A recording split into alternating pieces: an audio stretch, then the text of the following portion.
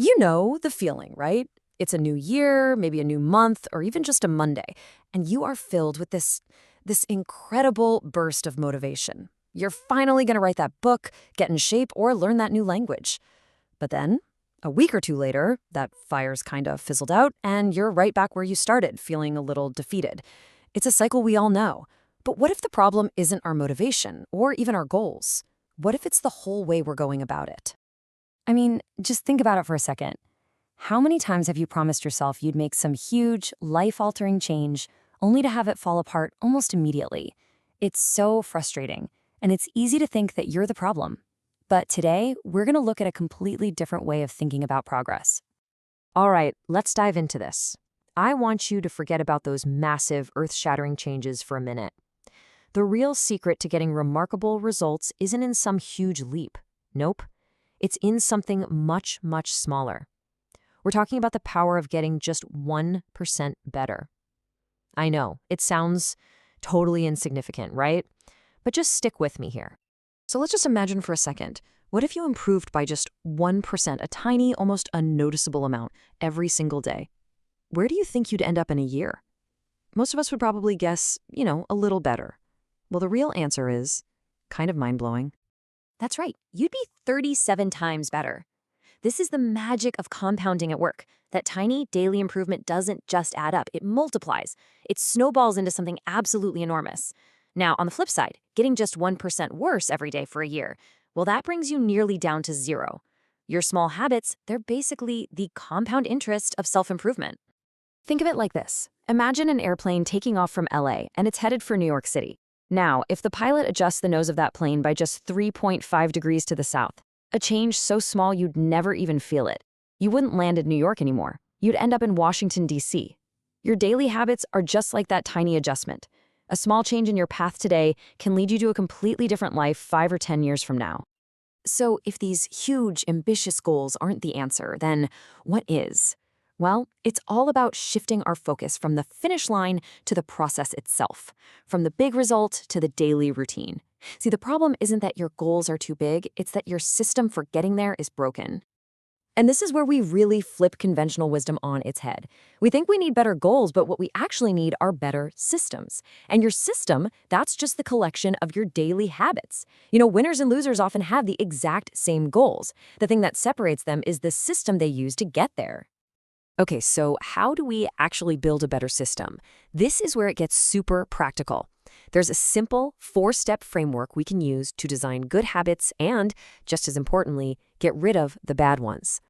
These are the 4 laws of behavior change, and the brilliant thing is they work with our human nature, not against it.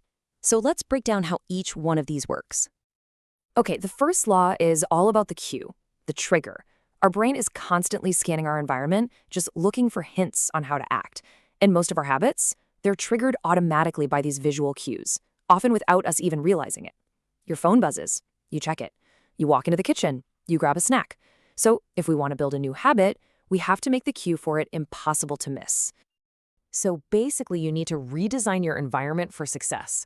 Want to remember to take your medication? Put the bottle right next to your toothbrush. Want to eat more fruit? Don't hide it in a drawer in the fridge. Put it in a big bowl right on the kitchen counter. You just have to make the right choice, the most obvious choice. The second law taps right into our motivation system. It's that anticipation of a reward, that little hit of dopamine in our brains that actually drives us to do things. Behaviors are attractive when we associate them with positive feelings. So how do we make a tough habit more appealing? There's this great strategy called temptation bundling. You link something you want to do with something you need to do.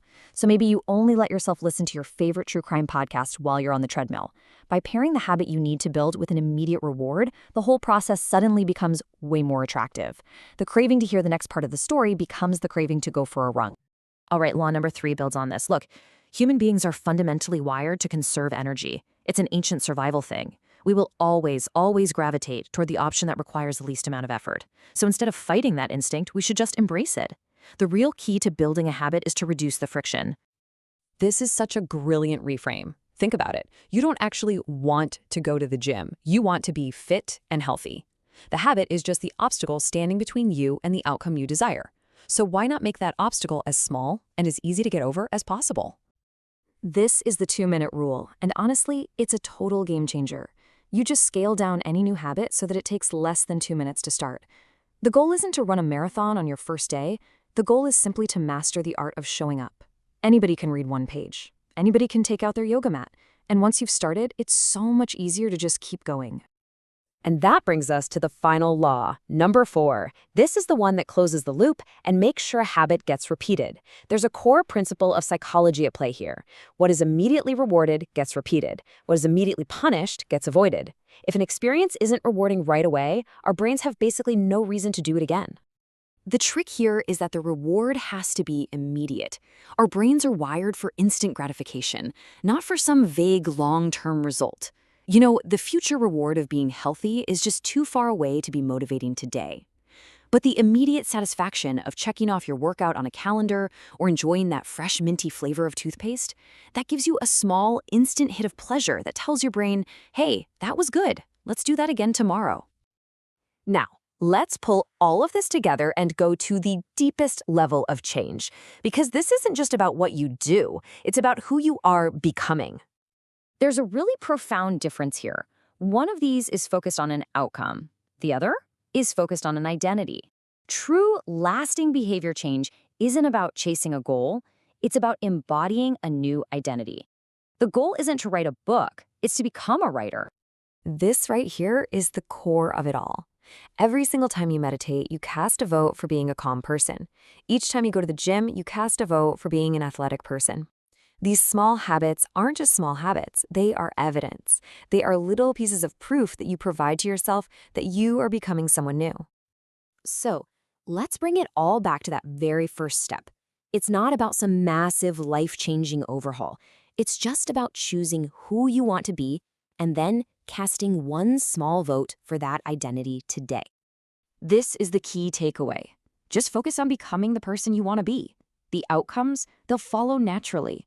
When you start to adopt the identity of a reader or a healthy person or a musician, your daily actions start to align with that new belief, almost automatically. So I'll just leave you with this one question. Not what grand goal will you set for next year, but what one tiny action can you take today? What is the 2-minute vote you can cast for the person you truly want to become?